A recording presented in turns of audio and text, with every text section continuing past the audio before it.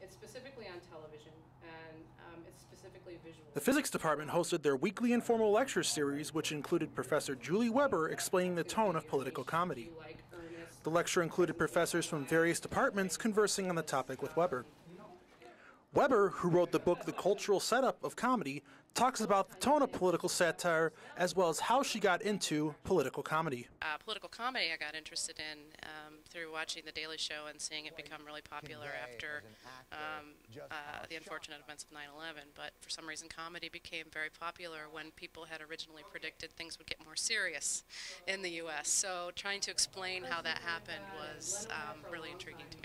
Weber mentions an example of a skit that the hit TV show 30 Rock did, in which John Hamm dressed up as blackface to critically satirize the Amos and Andy show. Abner, I'm home from work. Where are you, my brother? Here I is, Alfie! Weber also goes on to talk about political satire in print media. She mentions a controversial cover from The New Yorker of President Obama and First Lady Michelle Obama and explains that it asks the question of who is really in office. The topics intrigued the audience and even had Professor Rainer Grob excited to meet the author and learn a few things. And I actually learned about her listening to the radio. She gave an interview there which I thought was so fascinating. I thought, hey, that's a person you would like to meet. And while politics may be a touchy issue for some, this lecture certainly gave a humorous side towards political satire. For TV10 News, I'm Cameron Strassman.